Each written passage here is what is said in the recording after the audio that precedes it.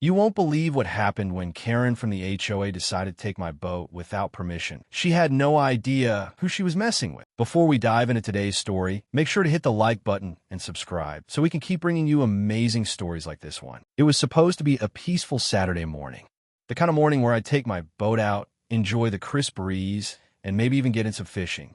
But the moment I walked down to the dock, I knew something was wrong. I froze in place, my stomach dropping as my eyes locked onto the empty slip where my boat was supposed to be. I blinked, convinced I had to be imagining things. Maybe I had docked it somewhere else. No, that was impossible. I always kept it in the same place. My mind raced as I scanned the entire marina, my pulse quickening. My boat, my Coast Guard certified, meticulously maintained vessel, was gone. Panic began creeping in. This wasn't just some cheap weekend boat. This was a serious machine built for long trips, rough waters, and even emergency operations if needed. I had spent years fine-tuning it, upgrading the navigation systems, ensuring it had top-tier safety features. It wasn't just a hobby, it was a critical part of my life. As I took deep, steady breaths, trying to calm the storm brewing inside me, I heard a voice behind me. Oh, looking for something? I turned, and there she was. Karen. Karen was the self-appointed dictator of our HOA, a woman who took her role way too seriously. She wasn't just enforcing rules, she was making them up. Over the years, she had fined people for having improperly shaped bushes, harassed residents over mailbox designs, and even once tried to ban people from having outdoor furniture because it ruined the aesthetic. I had managed to steer clear of her nonsense, but something about the way she smirked at me now made my blood run cold. Karen, I said, my voice low, do you know what happened to my boat? She crossed her arms, that smug smile never leaving her face. Oh, that thing? We had it removed. I felt my hands clench into fists. Removed? Yes, she said, rolling her eyes as if I were a child throwing a tantrum. The HOA board received multiple complaints about how it was ruining the view. So we took action. Ruining the view? That made no sense. There were at least a dozen other boats docked nearby. Mine was in perfect condition, cleaned regularly, and fully registered. This was not about aesthetics. Karen, I said, forcing my voice to stay calm. Where is my boat? She gave a dismissive wave. Oh, it's fine. My nephew needed one for the weekend, so I let him borrow it. I went completely still. You what? She sighed dramatically, as if I were inconveniencing her. Oh, relax. It was just sitting there and used, and he wanted to take a little trip with his friends. You weren't using it, so I figured why not? It's not like it's a big deal. My entire body tensed. I wanted to scream. I wanted to grab her by the shoulders and shake some sense into her. But instead, I took a slow, controlled breath, the same kind of breath I had been trained to take when dealing with high-stress emergency situations in the Coast Guard. She had no idea what she had just done. I looked her dead in the eyes. Karen, that is grand theft. You stole my boat and gave it away without my permission. She actually had the audacity to laugh. Oh, don't be so dramatic. It's not like I sold it. He's just borrowing it. You should be thanking me. At least it's getting some use instead of just sitting there collecting dust. My hands curled into fists at my sides. This wasn't just a minor HOA dispute anymore. This was a federal crime. She had taken a federally registered vessel and given it to someone completely unqualified to operate it. That alone carried serious legal consequences. But beyond the legalities, there was the actual danger involved. Did Karen's nephew know anything about boating laws? Did he understand maritime safety regulations? Did he even know how to handle emergency situations on the water? My boat was not some casual party barge. It was equipped with emergency beacons, advanced navigation systems, and Coast Guard-approved safety gear. If something went wrong, he wouldn't even know how to activate the distress signal. And if he got into serious trouble, that would be on me. I took a deep breath, forcing myself to stay level-headed. I'm going to ask you one last time, I said slowly, my voice steady but ice-cold. Where is my boat? Karen let out an exaggerated sigh. Oh, you're so dramatic. He took it out yesterday. He and his friends went on a little weekend getaway. They'll be back in a couple of days. Just relax. Relax? Relax? I had dealt with drug smugglers. I had boarded suspicious vessels in dangerous waters. I had navigated Hurricane 4 storms while keeping my crew safe. And now, this self-important HOA. Karen was telling me to relax after she had stolen my boat and handed it over to some amateur? No, she had no idea who she was messing with. I took one step closer, leaning in just enough that she finally seemed to notice the shift in my expression. Karen, I said, my voice dangerously calm, you just made the biggest mistake of your life. She scoffed. Oh, please. It's just a boat. If you have a problem, take it up with the HOA board. I smiled, not because I found this funny, but because she had no idea what was coming next. Without another word, I turned on my heel and walked straight to my truck. I could hear her muttering something under her breath, but I didn't care. I wasn't going to argue with her. I didn't need to, because I had something much, much better. I had the law on my side, and I was about to make sure that Karen and her nephew learned exactly what it meant to mess with the Coast Guard. I didn't waste any time. The moment I got into my truck, I grabbed my phone and dialed a number I knew by heart, the direct line to my Coast Guard station. This wasn't just about getting my boat back. This was about enforcing maritime law. As the phone rang, my mind raced through the possibilities. If Karen's nephew had taken the boat offshore, he could be miles away by now. If he wasn't experienced in handling a vessel like mine, there was a real chance he was breaking laws without even realizing it. Unauthorized boating, reckless navigation, or worse, violating Coast Guard's safety regulations. When my superior officer, Chief Petty Officer Ramirez, answered, his voice was sharp. Lieutenant, what's the situation? I took a deep breath. Sir, I need to report a stolen vessel. My vessel. A brief pause. Stolen. His tone changed immediately. Explain. My HOA president illegally seized my boat and gave it to her nephew. He's out on the water right now. I have reason to believe he has zero training or authorization to operate it. I need authorization to track the vessel and recover it immediately. Ramirez didn't hesitate. Understood. What's the vessel ID? I rattled off the official registration number. Unlike most personal boats, mine was registered with the Coast Guard and equipped with a GPS tracker, a security measure I had installed myself, just in case of situations like this. Ramirez pulled it up. Got it. Your boat is active. It's about 15 miles offshore, heading southeast. Speed fluctuating. That's not good. My gut clenched. That erratic movement meant they were either inexperienced or drunk. Neither option was safe. Ramirez's voice hardened. Lieutenant, I'm dispatching a patrol team to intercept. Meet me at the station in 10. Yes, sir. I ended the call and started the truck.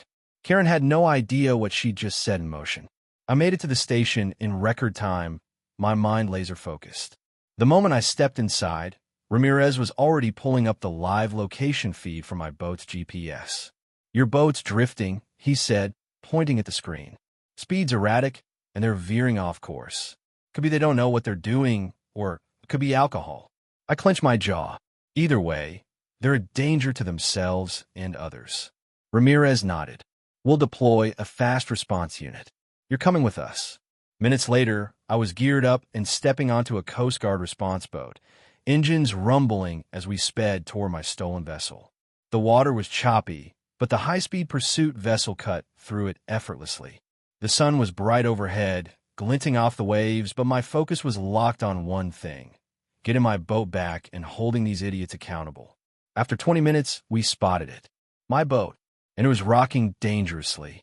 As we got closer, I could make out the 4 guys on board, all shirtless, drinking, and completely unaware that they were about to have a very, very bad day.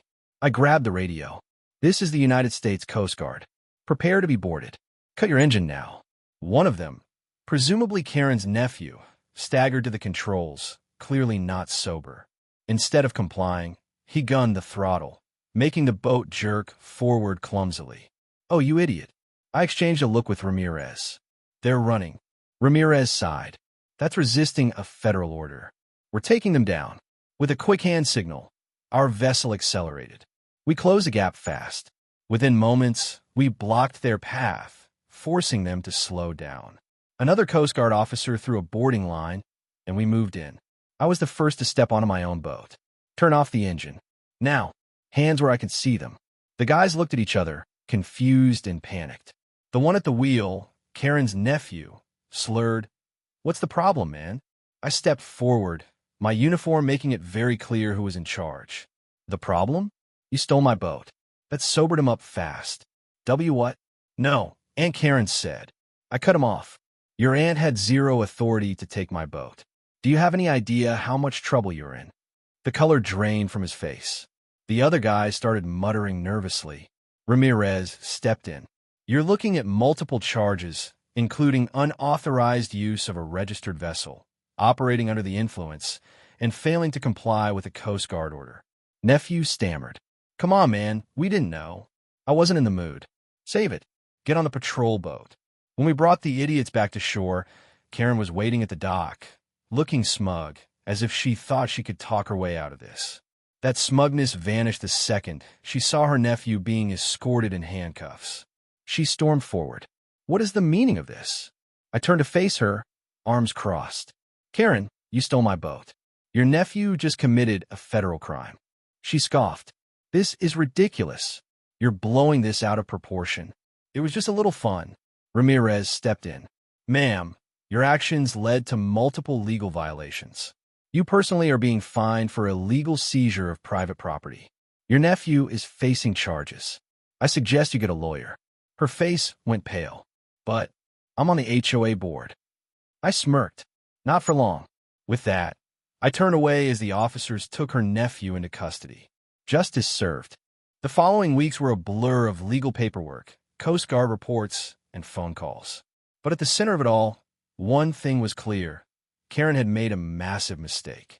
Not just in taking my boat, but in believing she could get away with it. She underestimated me, the power of the Coast Guard, and the wrath of the law when it came to illegal seizure of property. The more I dug into the situation, the more layers of Karen's manipulation and entitlement were revealed. It didn't take long for Karen to attempt to fight back. Of course, she had no idea what she was up against. She hired a lawyer, one of the most well-known in the area, thinking that a fancy attorney could just sweep the whole thing under the rug. Her lawyer was cocky, sending me letters claiming that the Coast Guard's involvement was unwarranted and that they had every right to take the boat because, according to Karen, it was abandoned property. I had a laugh when I read it. Karen's lawyer tried to paint me as some overreacting, entitled guy who was just trying to make a big deal out of a minor incident. What they didn't know was that my boat wasn't just some weekend toy. It was registered with the Coast Guard and had never been abandoned. Karen's attempt to take it, let alone claim it was abandoned, was outrageous. The idea that she thought she could get away with it was even more insulting. I wasn't about to let it slide. The real kicker, though, was when her lawyer claimed that Karen had merely borrowed the boat for a family outing, which was nothing more than an obvious lie. Borrowing my boat without permission wasn't the issue. It was the fact that she had no right to commandeer it in the first place. And to top it all off, the whole drunken escapade her nephew had engaged in was a nightmare for her. They had caused so much damage in their reckless pursuit of fun. Her lawyer might have been good at spinning stories, but I had irrefutable evidence. The GPS tracker on my boat showed exactly where it had been, and I had multiple Coast Guard officers who were prepared to testify about the reckless behavior that they had witnessed firsthand. I had nothing to hide, and the facts were on my side. Word spread fast. Being on the HOA board gave Karen some community clout, but it didn't mean she could bypass the law. People in the neighborhood were starting to talk, especially after the Coast Guard report came through. Karen had not just stolen my boat. She had put lives in danger. The reckless way she allowed her nephew to operate, it was unacceptable. When the HOA board caught wind of her behavior, it wasn't long before they held an emergency meeting. The last thing they wanted was for someone to be acting outside the rules and dragging the entire HOA into a mess. It didn't help that Karen had recently become a little too power-hungry, using her position to push personal agendas and gain favor among certain neighbors. She had antagonized a lot of people without realizing it, and now everyone saw her as a hypocrite. Neighbors who had once applauded her for her dedication to the HOA were now starting to doubt her integrity. They were talking, whispering at local gatherings, and pointing out the fact that she had tried to steal my boat. Her so-called borrowing was starting to look more and more like a public relations nightmare. Even some of the people who had once supported her in community meetings began to question her leadership and decision-making. Her actions had shattered the image she had worked so hard to build. Those who had once believed she was a leader were now looking at her with disdain. At first, Karen denied everything. She tried to salvage what little was left of her reputation by insisting that the whole situation had been blown out of proportion. She sent out letters of apology, tried to make things right, but no one was buying it anymore. The truth had come out. People were no longer seeing her as the compassionate, fair leader she once portrayed herself to be. As the legal pressure mounted, Karen's world started to crumble. She might have thought she could skate by with her usual manipulations, but this time, the Coast Guard and I weren't backing down. I made it clear in every legal proceeding that Karen had been willfully negligent, and worse, had broken several federal laws. Her attempt to claim that she had borrowed the boat was laughable. The criminal charges against her nephew, unauthorized use of a registered vessel, reckless operation, and obstruction of a Coast Guard order, were just the beginning. On top of that, I filed for a civil suit demanding compensation for damages done to the boat during the reckless behavior. I could have let it slide, but I wanted to make sure she learned a very hard lesson about how to respect other people's property. She couldn't just take what didn't belong to her without consequences. I was about to make sure she paid for it in more ways than one.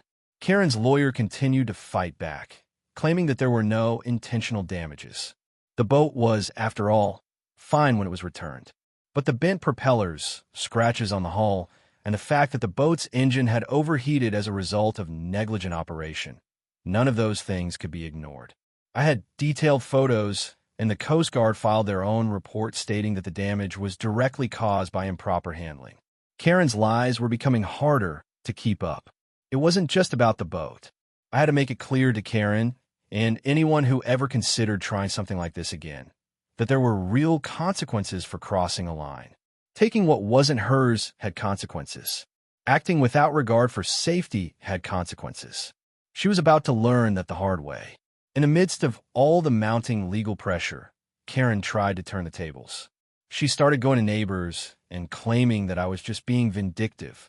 She painted herself as a victim of a misunderstanding and tried to rally her supporters to back her up. She even staged a few community events where she could plead her case and convince people that she was being unfairly targeted. But what Karen didn't understand was that people had already seen her true colors. They were no longer buying her narrative. She could spin all the lies she wanted, but they were starting to realize the truth. Karen wasn't the victim, she was the perpetrator. As soon as the HOA board got wind of her attempts to sway people with her version of the story, they decided to hold a meeting. It wasn't long before the entire board voted to remove her. That was the breaking point for Karen. Her influence in the community had slipped away faster than she could have ever imagined. Her once reliable position on the HOA board was now in jeopardy. The neighbors who once looked up to her were now scrutinizing her every word. Karen denied it, of course. She tried to salvage her position, trying to argue that she had always worked for the good of the community, that she'd made so many sacrifices. But no one was interested in listening anymore. The truth was too clear. She'd crossed the line, and now, the same people who once supported her were backing away. They could no longer pretend she was the leader they once believed her to be. Even Karen's family was starting to distance themselves from her. Word spread, and it became clear that Karen's actions had torn the fabric of trust within her own household. Her relationship with her husband began to deteriorate as he realized how much her greed and need for control had affected not only the community, but also their personal lives. He started questioning whether he had been too blind to see who she really was. She tried to maintain a facade of strength, but cracks began to appear. Her social circle, who once admired her self-proclaimed leadership in the community, now found themselves hesitant to associate with her.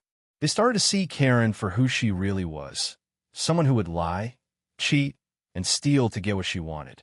No one wanted to be associated with that. The community had lost all respect for her, and now, her closest friends were abandoning her as well. The straw that broke the camel's back came when she couldn't win her battle in the court of public opinion or in the courtroom. Despite her lawyer's best efforts to prolong the inevitable, the case eventually ended in my favor. Not only was Karen fined for the unlawful seizure of my boat, but she also had to pay for damages incurred during the illegal use. The civil suit had gone in my favor, and I received compensation for everything she had put me through. It was a huge victory, not just for me, but for everyone who had ever been wronged by her manipulative tactics. In the final twist of her downfall, Karen was removed from the HOA board. It wasn't just that she was voted out. Her actions had made it clear that she no longer had the trust or the moral authority to be in a position of leadership. She tried to hold on for dear life, but the truth was out there. People in the neighborhood started to rally behind honest, responsible leaders. Karen's name was now synonymous with scandal and dishonesty. Her reputation was in tatters. As the final nail in the coffin, Karen's legal troubles didn't end with the civil suit. The reckless operation of the vessel and the assault on federal law meant that there were additional criminal consequences. While Karen didn't face jail time, the fines and penalties were severe, and the damage to her reputation was irreparable. It would take years, if ever, for her to recover from the mess she had created. With all her lies exposed and her community support evaporated, Karen had no choice but to retreat into obscurity. The once powerful figure in the HOA was now just another example of someone who couldn't handle the consequences of their actions. She had tried to get away with too much, and now it was all catching up to her.